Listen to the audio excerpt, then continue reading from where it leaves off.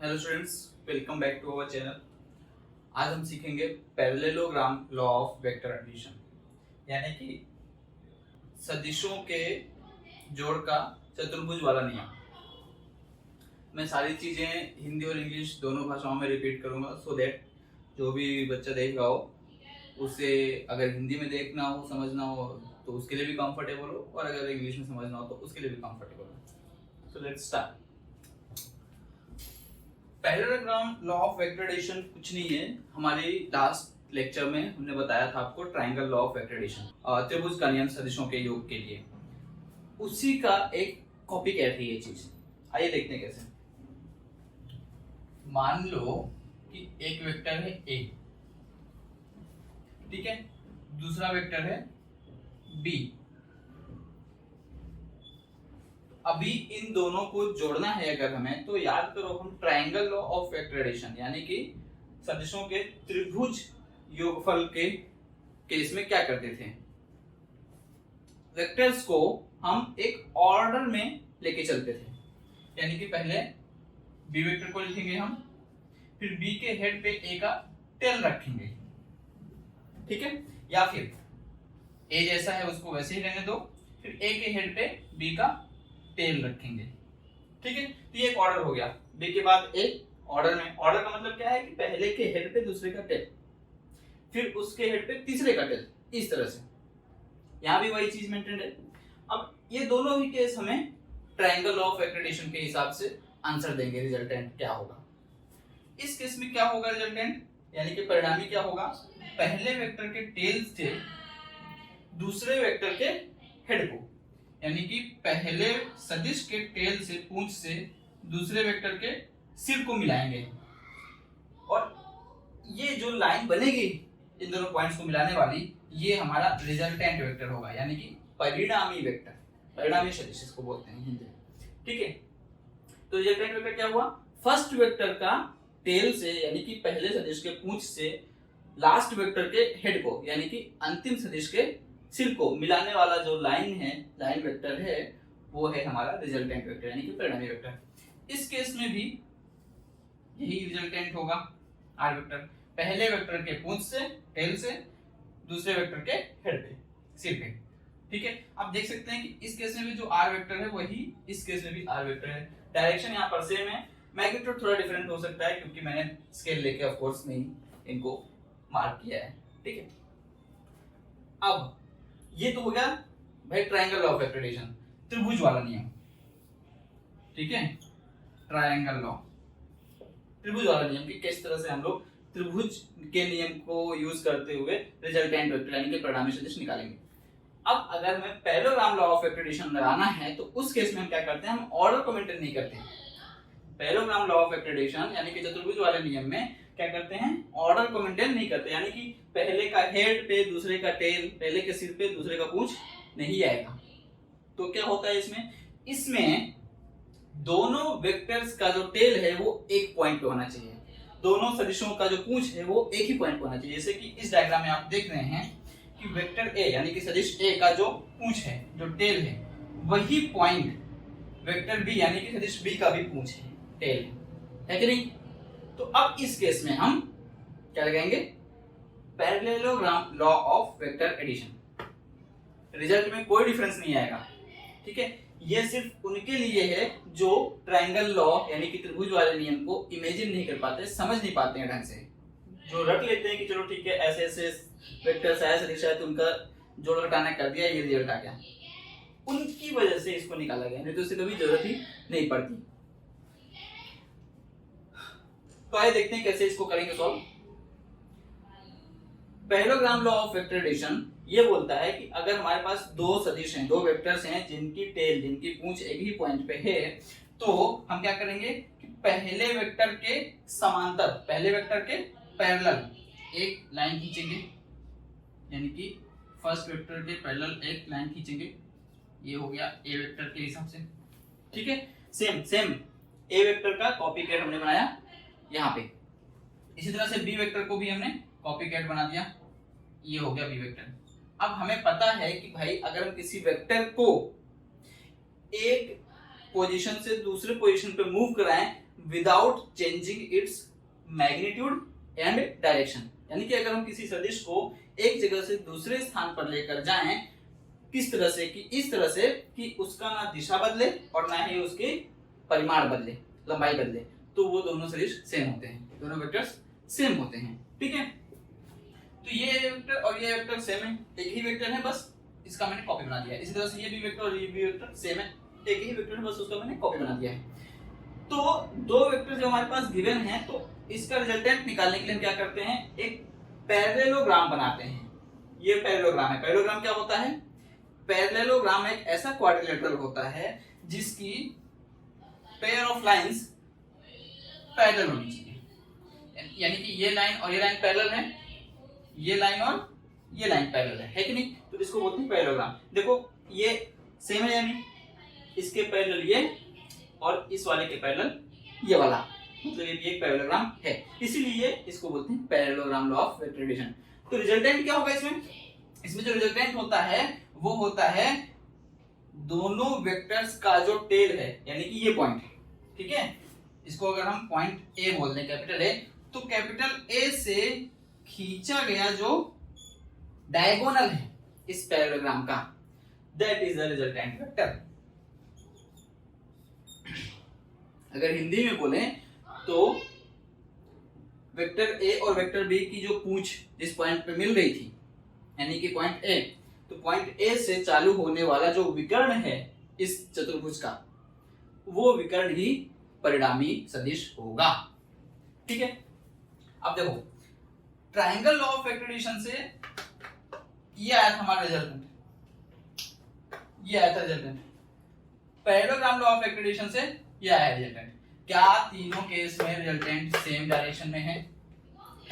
अब हम mathematically prove करेंगे कि भैया इनका जो लेंथ है, यानी कि जो मैग्नीट्यूड है, यानी कि जो परिमाण है रिजल्टेंट्स का, वो भी सेम है।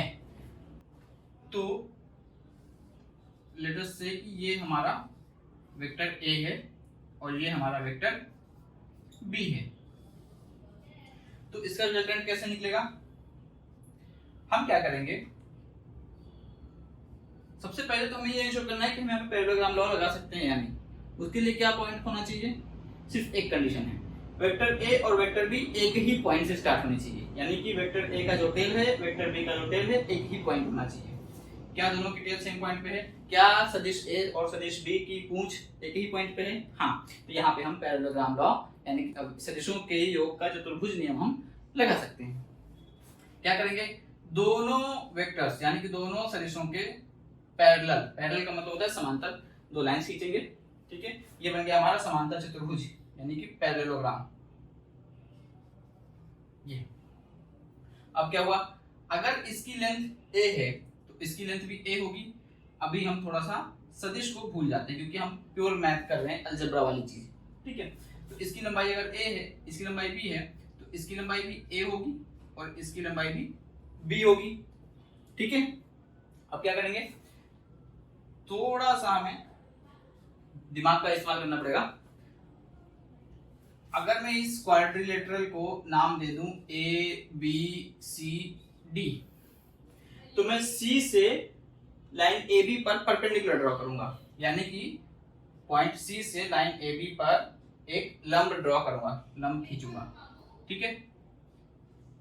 इसको नाम दिया मैंने सी एम। तो क्या सी एम ए बी पर लंब है? हाँ। क्या सी एम ए बी के परपेंडिकुलर है? हाँ।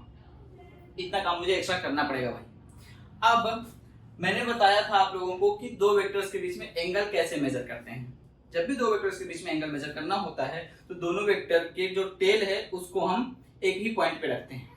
फॉर एग्जांपल, अगर ये एक वेक्टर है और ये दूसरा वेक्टर है, अगर इन दोनों के बीच में मुझे एंगल मेजर करना है, मैं क्या करूंगा, इस वेक्टर को उठा के इसकी टेल को इसकी टेल के पे रख दूंगा। अब जो एंगल है दोनों के बीच का, ये एंगल दोनों वेक्टर्स के बीच का एंगल है, ठीक है। तो सदिशों के बीच के कोण को कैसे नापते हैं? दो सदिश हैं हमारे पास, उन दोनों सदिशों को हम इस तरह से रखते हैं कि उन दोनों की पूंछ एक ही पॉइंट पर हो, ठीक है। उसके बाद दोनों लाइंस के बीच में जो कोण आएगा वही सदिशों के बीच का कोण हो जाएगा, एंगल हो जाएगा।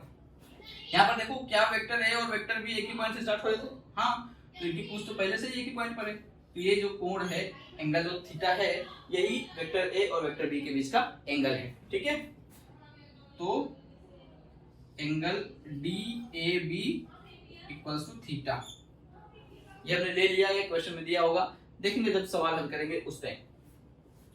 अगर ये एंगल थीटा है तो क्या ये एंगल भी थीटा होगा? जी बिल्कुल होगा। क्यों? क्योंकि भैया ये दो पैरेलल लाइंस हैं और ये लाइन इनको काट रही है, तो जितना एंगल ये होगा वही एंगल ये भी होगा। क्लियर है? ठीक है। अब अगर हम देखें ट्रायंगल CMB में, किसमें? ट्रायंगल CMB में, ठीक है, त्रिभुज CMB को मैं उठा रहा हूं। क्या करेंगे इसमें?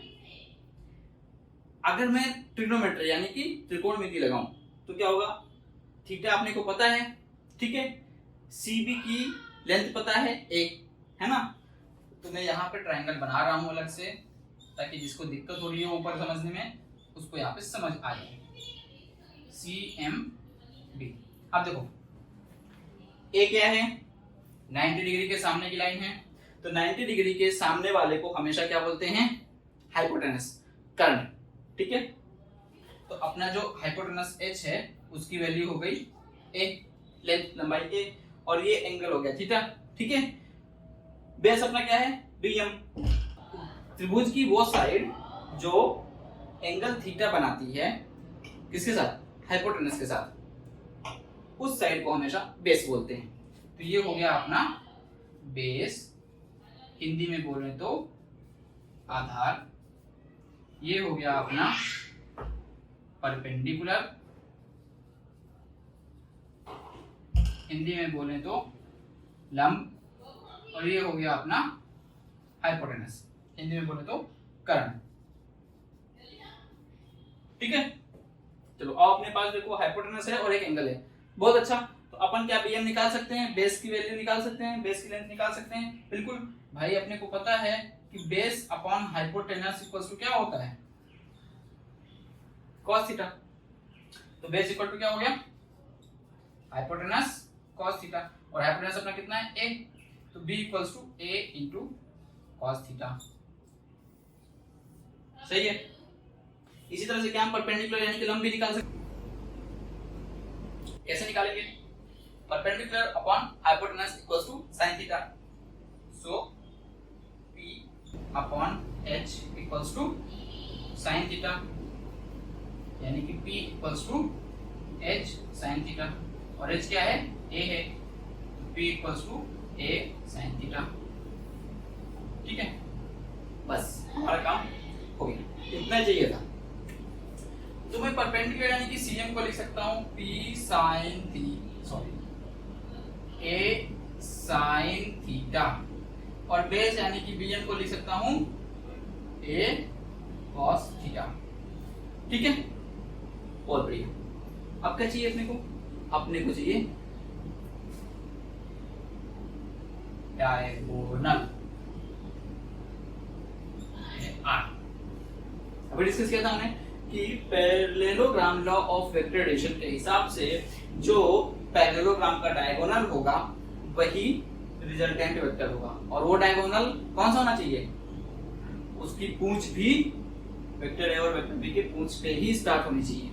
ठीक है, ये नहीं कि तुम ये वाला डायगोनल को वेक्टर का रिजल्टेंट बता के चले जाओ, ऐसा नहीं करना।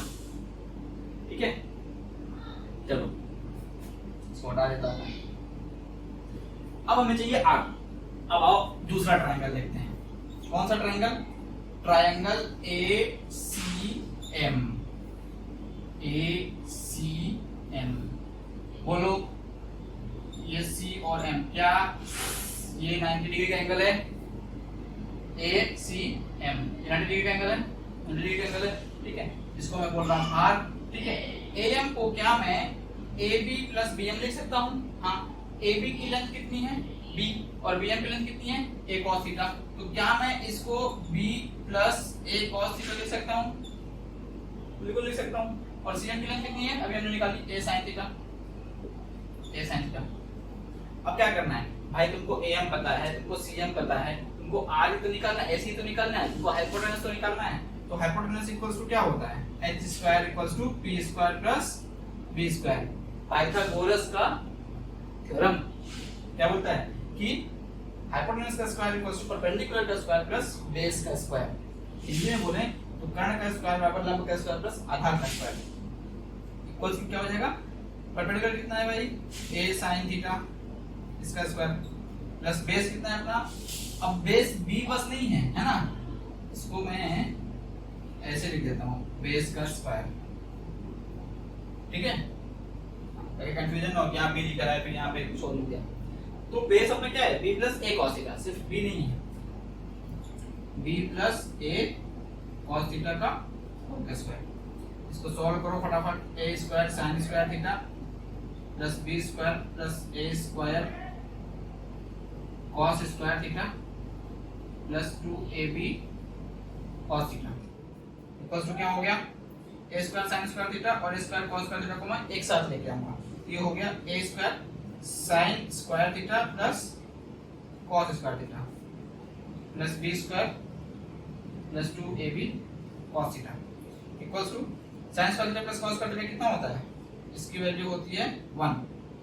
इसको नाम पता हो याद कर लो, a square plus b square plus 2ab cos theta, क्या आया ये h स्क्वायर। अच्छा h यानी कि हाइपोटेनस यानी कि कर्ण, वो हमने क्या लिखा है यहाँ पे r, तो हम लिख सकते हैं इसको r स्क्वायर।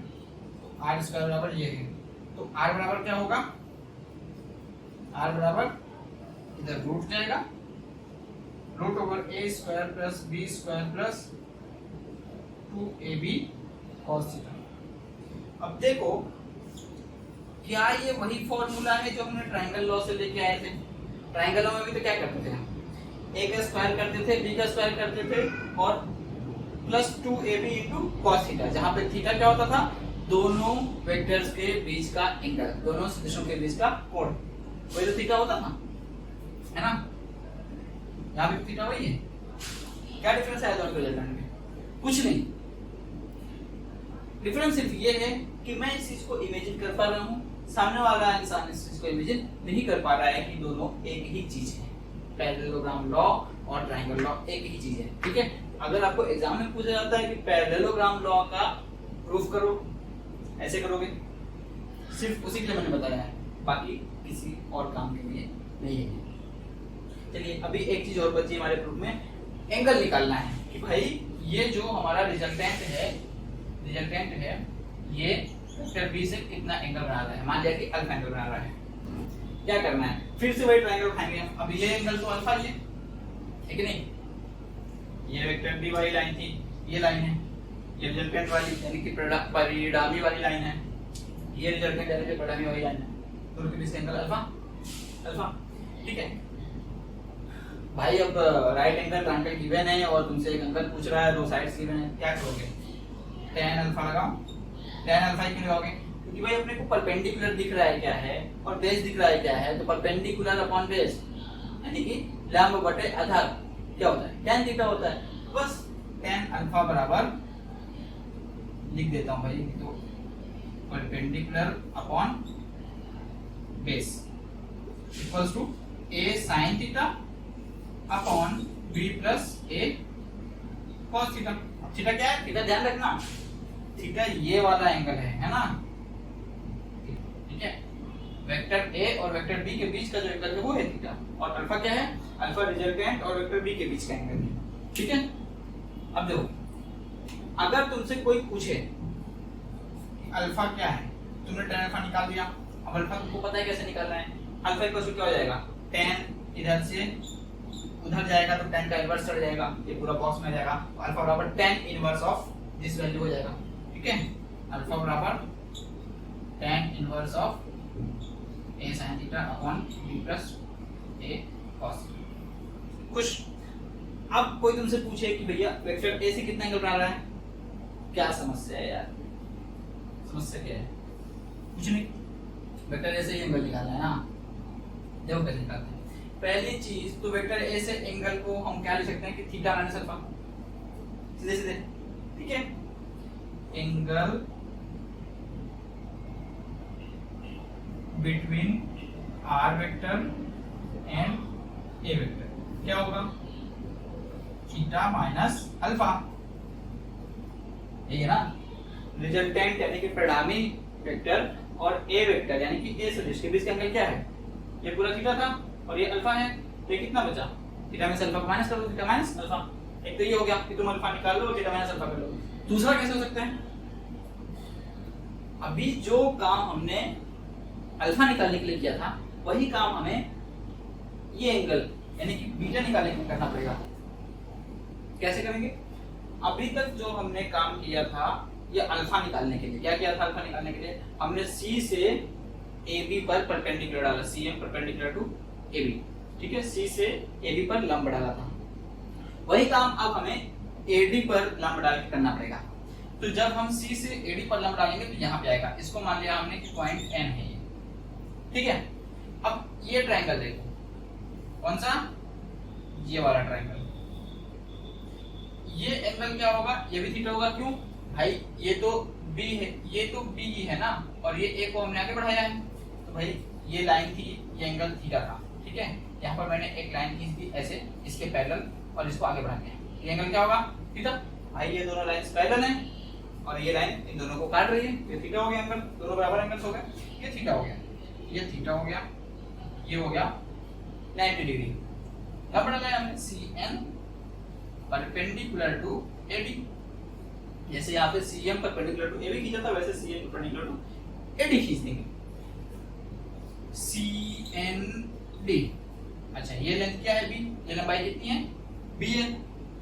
अब बी है 90 डिग्री के सामने, यानी कि ये क्या हो गया अपना हाइपोटेन्यूस, ठीक है। थीटा किसके साथ बनता है, एक हाइपोटेन्यूस, और दूसरा जिसके साथ थीटा बनता है वो होता है बेस, ठीक है। और बचा जो वो हो गया बेचारा परपेंडिकुलर। बस केस सॉल्व कैसे, परपेंडिकुलर अपॉन हाइपोटेनस क्या होगा बोलो, साइन ऑफ थीटा, परपेंडिकुलर यानी कि इस वन। तो परपेंडिकुलर यहाँ से क्या आ गया, हाइपोटेनस इनटू साइन थीटा, और हाइपोटेनस क्या है बी, तो परपेंडिकुलर कितना आ गया बी साइन थीटा, परपेंडिकुलर आ गया बी साइन थीटा। बेस क्या होगा, बेस अपॉन हाइपोटेनस करते हो क्या आता है, साइन की जगह कॉस, बेस अपॉन हाइपोटेनस करोगे तो कॉस थीटा आ गया, यानी कि बेस क्या हो गया hypotenuse into cos theta. Hypotenuse क्या है बी, तो बी इनटू कॉस थीटा, ये हो गया परपेंडिकुलर आ गया, बेस आ गया। अब क्या निकालना है अपने को, एंगल, ये वाला बीटा। अब बड़े वाले ट्रायंगल में चलेंगे, खेलते हो जितना खेल सकते हो। ये हो गया point A C N, A C N में से ये अपना आर है, ये आर है, ठीक है। ये था अपना ए और ये अपना निकल के आया है डीएन, क्या डीएन क्या निकल के आया है, बेस यानी कि B cos theta, B cos theta, और ये निकल के आया है सीएन बी साइन थीटा, ठीक है। अच्छा ये ए था इतना इतना बी कॉस थीटा था, तो मैं दोनों को ऐड करके पूरा लिख देता हूं, ए प्लस बी कॉस थीटा हो गया। ये है बीटा, बीटा एक निकालना है अपने को, लिखो भाई tan beta equals to perpendicular upon base. Perpendicular क्या है, बीटा के सामने कौन सा एंगल है, कौन सी साइड है, ये B sine theta upon A plus B cos theta, this is tan beta. अब मैं बीटा इक्वल्स टू लिख सकता हूं tan inverse B sine theta upon A plus B cos theta. देखो इतनी मेहनत हमने कर दी, निकाल दिया, किसी ने बोले तुमको करके दिखाओ, करके दिखा देना, लेकिन इसका कोई मतलब नहीं था। ये वाला सिंपल सा हमें दिख रहा था, हमने एंगल परपेंडिकुलर खींचा, हमने अल्फा निकाल लिया। जब अल्फा निकाल लिया तो थीटा में से अल्फा को माइनस करके हम बीटा निकाल लेंगे, तो beta equals to theta minus alpha. चाहे बीटा ऐसे लिख दो तुम, चाहे ऐसे लिख, अल्फा निकाल के लिख दो, दोनों एक ही बात है, ठीक है। तो ये बात हुई parallelogram law of vector addition. फिर से एक बार रिकैपिचुलेट करते हैं, एक बार वापस से याद करने की कोशिश करते हैं। Triangle law of vector addition यानी कि त्रिभुज वाला नियम सदिशों के योग का कब यूज करते हैं? जब जो सदिश हैं, जो वेक्टर्स हैं, वो एक ऑर्डर में दिए गए हों। ऑर्डर में दिए गए हों का मतलब क्या है? पहले का हेड पे, दूसरे का टेल, दूसरे के हेड पे, तीसरे का टेल, इस तरह से पहले के सिर पे, दूसरे का पूंछ, दूसरे के सिर पे, तीसरे का पूंछ, ये एक ऑर्डर चल रहा है। तब हम triangle law of vector addition use करते हैं। Parallelogram law of vector addition का यूज करते हैं जब दो वेक्टर्स इस तरह से दिए गए हों कि उनकी टेल एक ही पॉइंट पे हो। ठीक है, ऑर्डर नहीं होना चाहिए, हेड पे टेल, हेड पे टेल, ऐसा नहीं होना चाहिए।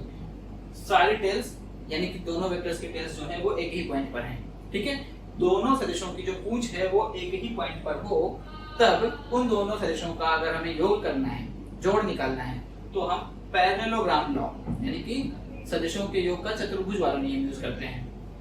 ठीक है, नेक्स्ट जो triangle law of vector addition होता है वो रिजल्टेंट कैसे देता है? ट्रायंगल की थर्ड साइड, यानी कि अगर ये दो साइड्स हैं अपनी वेक्टर की, तो जो थर्ड साइड होगी इस ट्रायंगल की, ये रिजल्टेंट होगा। Parallelogram law of vector addition में रिजल्टेंट कैसे होता है, परिणामी कैसे निकलता है चतुर्भुज वाले नियम में? दोनों वेक्टर्स हमने खींच दिए, दोनों को एक ही पॉइंट से स्टार्ट किया, यानी कि दोनों की टेल यानी कि पूंछ को एक ही पॉइंट पर रखा। तो इसके बाद ए वेक्टर के पैरेलल हम एक लाइन खींचेंगे जो बी के हेड से स्टार्ट होगी। ठीक है, और बी वेक्टर के पैरेलल एक लाइन खींचेंगे जो कि ए वेक्टर के हेड से स्टार्ट होगी। ठीक है, इससे हमारा एक पैरेललोग्राम बन जाएगा, यानी कि समांतर चतुर्भुज बन जाएगा। अब इस पैरेललोग्राम का जो डायगोनल होगा यानी कि एसी है, वो होगा रिजल्टेंट वेक्टर। ठीक है, तो a प्लस बी जो है that is equal to r, resultant vector. ठीक है, हिंदी में बोलो इस चीज को। तो जो दो वेक्टर्स, दो सदिश दिए गए हैं, उन दोनों सदिशों को एक ही पॉइंट से स्टार्ट करवाओ, दोनों की पूंछ को एक ही पॉइंट पर रखो, यानी कि पॉइंट ए जैसे यहाँ पर रखा है हमने। ठीक है, फिर पहले सदिश के सिर पे दूसरे सदिश के समांतर एक लाइन खींचो, फिर दूसरे सदिश के सिर पे पहले सदिश के समांतर दूसरी लाइन खींचो, इससे बनेगा एक समांतर चतुर्भुज। इस समांतर चतुर्भुज का जो विकर्ण होगा वही होगा परिणामी सदिश। लेकिन विकर्ण हर एक समांतर चतुर्भुज के दो होते हैं, तो कौन सा वाला विकर्ण? यानी कि हर एक पैरेललोग्राम के दो डायगोनल्स होते हैं, तो कौन सा वाला डायगोनल लेना है अपने को? डायगोनल वही वाला लेना है जिसका टेल अपने गिवन वेक्टर्स के टेल पे ही हो, यानी कि जो सदिश ए और बी दिए गए हैं उनकी पूंछ जहां पर है उसी पॉइंट से स्टार्ट होगा जो डायगोनल, जो विकर्ण, वही विकर्ण परिणामी सदिश होगा ए और बी का। ठीक है, तो हमने निकाल लिया कितना एंगल किसके साथ बनाएगा, ए के साथ कितना एंगल बनाएगा अपना रिजल्टेंट वेक्टर, और बी के साथ कितना एंगल बनाएगा अपना रिजल्टेंट वेक्टर। ठीक है, रिजल्टेंट वेक्टर का मैग्नीट्यूड क्या होगा, परिमाण क्या होगा, सब निकाल लिया। सब कुछ सेम आता है exactly like triangle law of vector addition, कोई डिफरेंस नहीं है दोनों के मैग्नीट्यूड में। चलो नेक्स्ट क्लास में हम लोग मल्टीप्लिकेशन ऑफ वेक्टर्स देखेंगे, तब तक के लिए बाय बाय।